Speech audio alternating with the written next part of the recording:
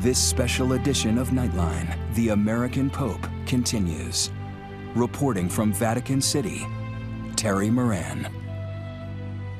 Thank you for joining us. I'm Terry Moran at the Vatican, and we begin tonight with the history made here. Amid all the pageantry, the papal conclave has elected the first American Pope, Chicago-born Robert Prevost. He is the 267th Pontiff, leading the world's 1.4 billion Catholics. And he selected the name Leo XIV. He's widely regarded as a potentially unifying figure. Some of the Italian media has described him as, quote, the least American of the Americans. ABC's Maggie Rulli was among the crowd in St. Peter's Square.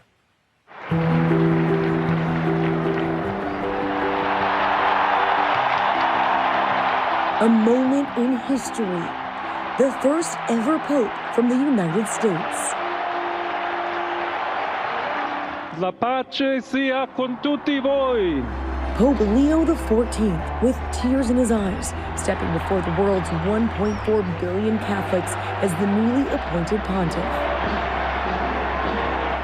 Fratelli, sorelle carissimi, questo è il primo saluto del Cristo risorto, il buon pastore che ha dato la vita per il gregge di Dio. The energy surging through St. Peter's Square, and dotted in the crowd, some Americans. They are witnessing history.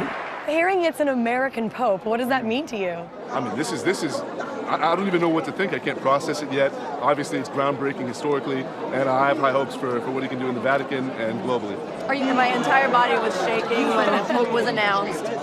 And then we hear my husband screaming in the background, he's the American from Chicago. We're like, what? When they would bring up his name, and we'd be talking about candidates, and I'd say, oh, he's a very accomplished guy, but they'll never elect an American. So I was pretty wrong about that. President Trump responding from the White House earlier today. What greater honor could there be? And we were a little bit surprised, very happy. It was just a great, absolutely great honor.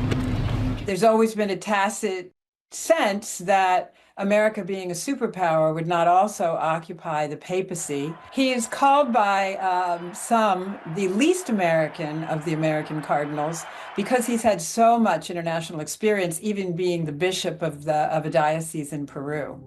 The Pope selected after just 2 days of the conclave and only 4 rounds of secret voting. Well, we don't know anything about what actually happened indoors. We suspect that early on, Cardinal Prevost, now Pope Leo XIV, was seen as an excellent candidate by both sides.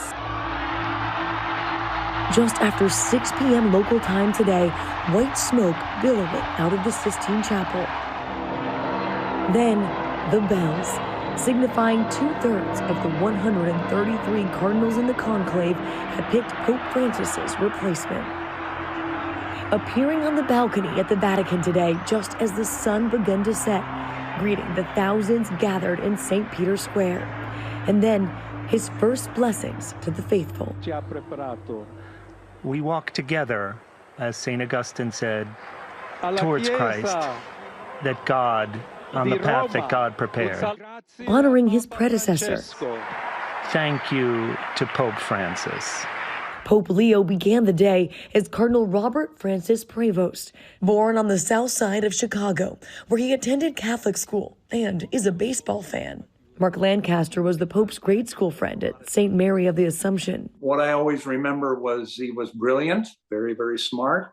A lot of the kids like to try to sit behind him in class, especially during math class, for possible hints on how to solve problems. He was always very smart, eloquent, very reverend and devoted to the church. He had the humility and kindness about him. Prevost seen here in this 1962 class photo. He developed friendships all over the world, so I am honored to have known him in the early years.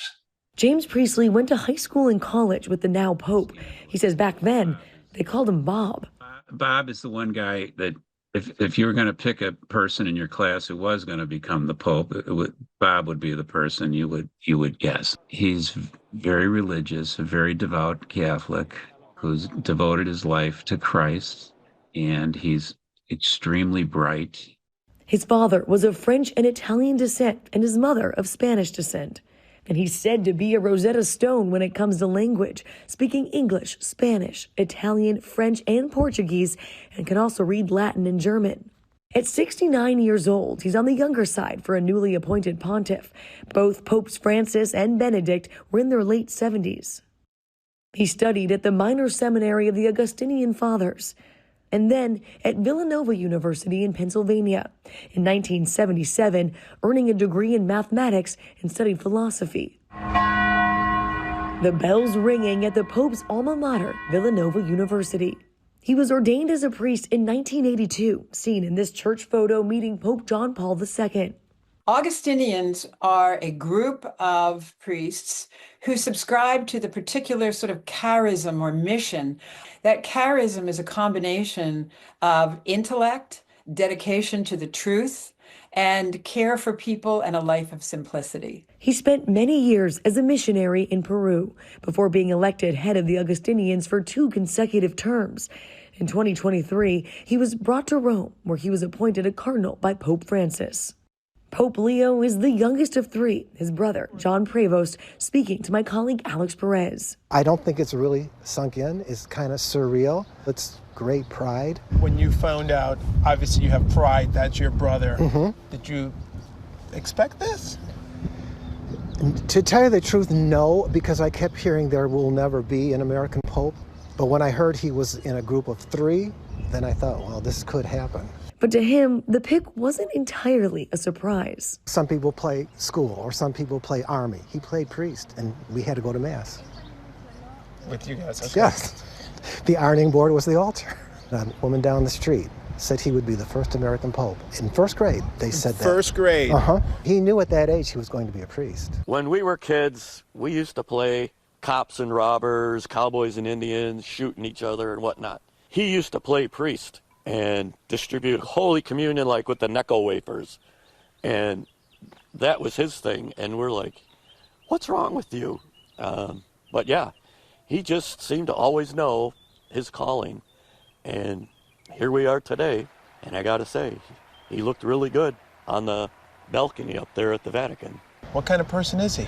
A regular run-of-the-mill person. I think because he was trained in missionary work in South America for so many years, he will be looking out for the disenfranchised. He will be looking out for the poor. He will be looking out for those that don't have a voice. John says his brother was inspired by Pope Francis. I think they kind of believed in the same issues, so I don't know that there'll be much difference. He might prove me wrong, but I don't see there'll be much of a tradition breaking the tradition of Pope Francis. As a cardinal, Pope Leo has been described as a centrist who holds some progressive views. I hope so dearly that he is considered neither progressive nor conservative, but rather as robustly Catholic, and that the Church can put behind it these debates about where we stand on things that we've stood upon for 2,000 years and move forward with the work of making Jesus Christ more present in the world. Our thanks to Maggie for that. Let's go back to ABC's Alex Perez in Chicago, who we just saw with the Pope's brother, John Prevost. What an interview there, Alex. What's the mood and reaction from the new Pope's home city there? Mine too, Chicago. Hey, Terry, there's a renewed sense of energy and inspiration in the air here in Chicago, especially among the nearly 2 million Catholics who live in the area. Now, this is Holy Name Cathedral behind me here. It's the seat of the Archdiocese here in Chicago. It's where a lot of people came to pray after they learned of the new Pope. Now, if you talk to people who know Pope Leo, who knew him as just Father Rob, many of them will tell you the same thing, that they always felt he was destined for something bigger, destined for a position like this one. And also, there's an enormous sense of pride. Not only is he the next global leader of the Catholic Church, but he also happens to be a Chicagoan, and that puts a huge smile on a lot of faces here. Terry?